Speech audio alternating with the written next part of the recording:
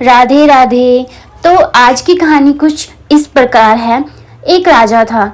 जब वो जवान था तो उसने बहुत सारी जंग जीती थी और उन्होंने काफ़ी ज़्यादा राज्य भी जीता था। उनके पास बहुत धन दौलत थी, पर उम्र के साथ साथ उनकी जो ताकत थी वो कम होने लगी। वो काफ़ी बुजुर्ग हो गए और काफ़ी ज़्यादा बीमार रहने लगे।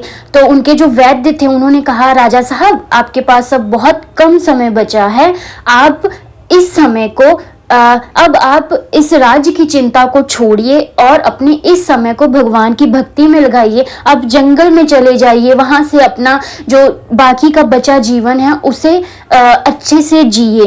राजा को अपने राज्य की तो चिंता थी नहीं, क्योंकि उन्होंने जो अपना राज्य था वो अपने बड़े बेटे को सौंप दिया था। वो अब उनका बड़ा बेटा वहां पे राज कर रहा था। तो राजा को जो चिंता थी, उनको चिंता थी अपनी 4 रानियों की।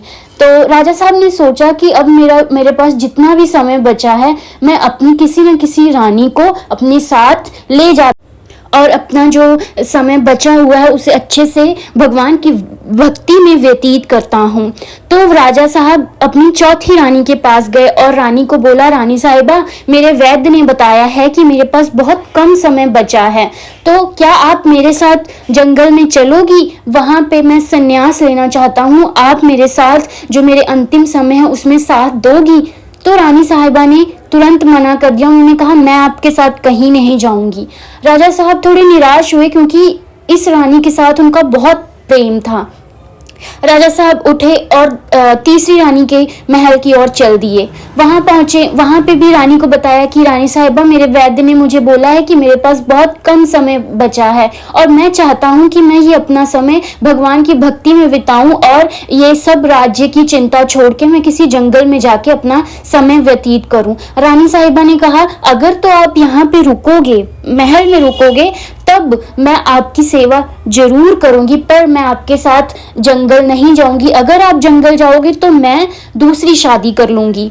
राजा को बहुत परेशानी हुई और बहुत चिंतित हुए कि ये इन्होंने क्या कह दिया। राजा उठे और दूसरी रानी के महल की ओर जाने लगे। तो उनके दिमाग में आ रहा था कि जो दूसरी रानी थी उन्होंने हर डिसीजन में उनका साथ दिया है, तो वो निश्चय ही मेरे साथ चलेंगी। दूसरी रानी के महल में पहुंचे और उनको वही सारी बातें बताई जो पहले की 2 रानियों को बताते हुए आए थे। तो जब उन्होंने रानी ने कहा, राजा साहब, मैं आपके आज तक हर डिसीजन में आपका साथ दिया है, आपने जैसा कहा मैंने वैसा किया है, पर मैं आपके साथ आज नहीं आ सकती। परंतु जब आपकी मृत्यु हो जाएगी तब मैं आपकी जो अंतिम यात्रा होगी उसे रीति रिवाज से करवाऊंगी, आप उस चीज़ की चिंता मत करो। तो राजा बहुत ही निराश हो गए, उनका मुंह पूरा लटक गया और वो वहीं पे सिर झुका के बैठे थे।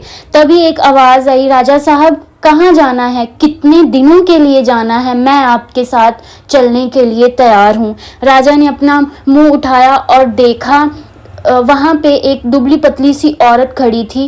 वो कोई और नहीं, राजा की पत्नी थी। वो एकदम उसके शरीर पर कोई गहना नहीं था। राजा साहब ने एक तरह से इन्हें भुला ही दिया था और वो बहुत खुश हुए कि मैंने इनका साथ छोड़ दिया था, पर अंतिम समय में जो मेरे पास वक्त बचा है ये मेरे साथ चलने के लिए तैयार हैं।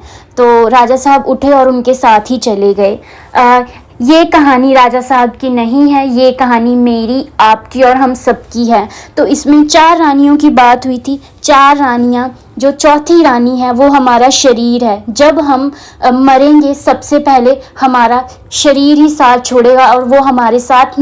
जो तीसरी रानी है वो है जो भी हमारे पास है, हमारा फ़ोन, लैपटॉप, हमारी प्रॉपर्टी, कुछ भी हमारे पास है वो किसी और का हो जाएगा। अगर आपको कहानी याद है तो तीसरी रानी ने कहा था कि जब आप यहाँ से चले जाओगे तो मैं दूसरी शादी कर लूँगी। उसी तरह जो भी चीज़ें आपकी हैं वो किसी और की हो जाएंगी। जो दूसरी रानी थी वो हमारी फैमिली है, हमारे फ्रेंड्स हैं। जब हम मरेंगे वो हमारी अंतिम यात्रा में साथ देंगे। जहाँ पे हमें दफनाया जाएगा, जहाँ पे जलाया जाएगा, वो सिर्फ वहीं तक ही हमारे साथ चलेंगे और उससे आगे वो चाह कर भी नहीं जा सकते।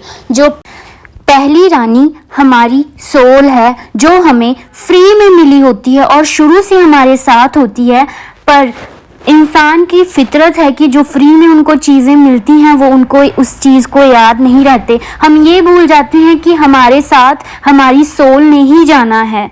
आई होप आपको ये स्टोरी अच्छी लगी होगी। राधे राधे।